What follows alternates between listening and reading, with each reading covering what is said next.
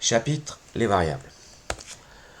En programmation, une variable n'est rien d'autre qu'un espace mémoire, dans lequel on va pouvoir lire et écrire des données. Alors un ordinateur a plusieurs types de mémoire. Nous, on va surtout s'intéresser à la mémoire vive, la RAM. C'est la mémoire dans laquelle on va stocker les valeurs des variables.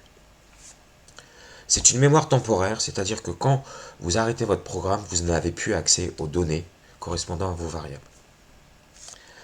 On utilisera aussi le disque dur, donc la ROM, on parle aussi de mémoire morte, de mémoire persistante.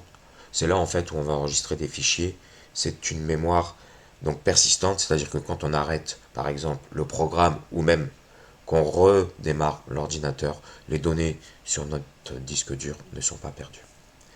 Alors le schéma de la mémoire, c'est-à-dire qu'on a des adresses et à chaque adresse, on fait correspondre un octet en mémoire. Un octet, c'est 8 bits. Alors, une variable est un triplet composé d'un identificateur.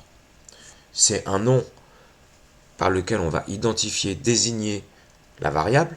Un type, quel est le type de la variable? Est-ce un entier? Est-ce un réel? Est-ce un caractère? Est-ce un booléen? Et une valeur, le contenu de la variable.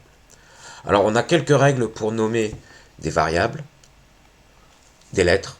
On peut utiliser lettres, chiffres, symboles, underscore et dollar. Pas d'espace, surtout pas d'espace. Le premier caractère est une lettre ou un symbole.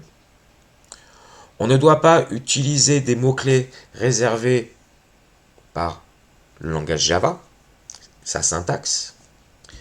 Et les majuscules et les minuscules ne sont pas équivalentes. Le langage est sensible à la casse. Alors, on a différents types de base. On parle de type de base, de type primitif. On verra un peu plus loin qu'on aura des types évolués. Par exemple, on a 4 types pour pouvoir déclarer des variables qui sont entières. En fait, ça dépend de sa taille que l'on réserve en mémoire.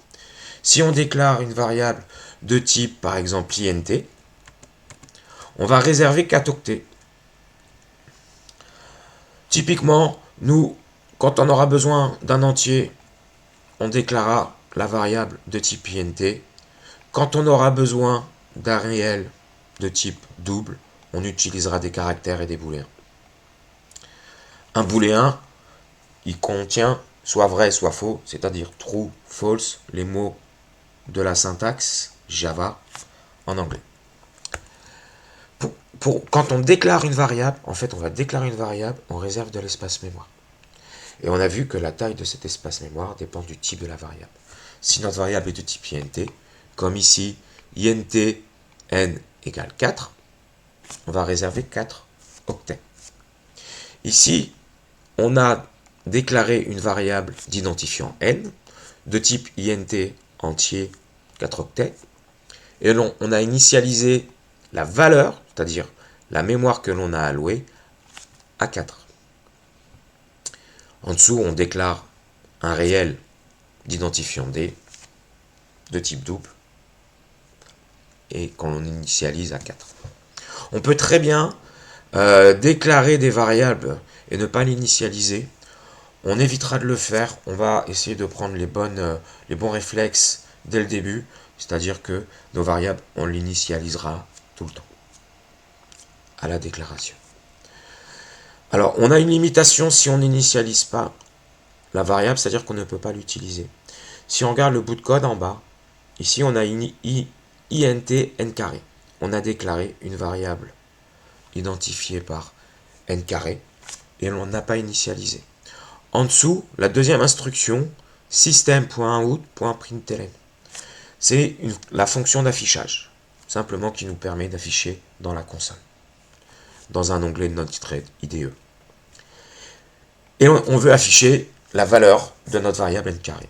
Et vous regardez à droite le résultat de l'essai d'exécution de ce programme. En fait, on a une exception, une erreur, en d'autres termes, à la compilation, puisqu'on a utilisé une variable non initialisée. Alors on peut initialiser plusieurs variables sur une ligne. Par exemple, là, la ligne que je souligne, on a initialisé P et Q de type entier, int, et qu'on a respectivement initialisé aux valeurs 1 et 0. C'est déconseillé, encore une fois, d'initialiser plusieurs variables sur une ligne pour que notre programme, notre code, soit lisible assez facilement. Très important, opérateur d'affectation. Alors l'opérateur d'affectation, c'est le symbole égal. Prenons le petit bout de code ici. On déclare dans la première instruction une variable identifiée par n de type int en entier, on initialise à 4. La ligne suivante, on déclare une variable n underscore carré de type int qu'on initialise à 0. L'instruction d'après, on voit que à droite de l'opérateur d'affectation, on a une expression n fois n. Pour exécuter l'opérateur d'affectation, on va le faire en deux temps. Premier temps, on évalue l'expression à droite de l'opérateur d'affectation. N fois n égale 16. Deuxième temps, on va stocker la valeur résultant de cette évaluation dans la variable se trouvant à gauche de l'opérateur d'affectation, ici n underscore carré. Donc n underscore carré est égal à 16 après l'exécution de cette instruction. Donc le microprocesseur va l'exécuter en deux temps. Donc on a bien d'abord, il va exécuter le calcul résultant de l'expression. Et deuxième temps, il va exécuter, c'est-à-dire écrire dans la mémoire correspondant à n carré la valeur 16. Une affectation n'est pas une égalité mathématique. A est égal à A plus 1. En mathématiques, c'est une hérésie. Si vous arrivez à démontrer ça en mathématiques, vous êtes prix Nobel le lendemain. On va l'exécuter en deux temps, l'opérateur d'affectation. On imagine que A auparavant est égal à 2. On l'a initialisé à 2. On va d'abord évaluer l'expression A plus 1, ce qui nous donne 3, et on va affecter 3 à A.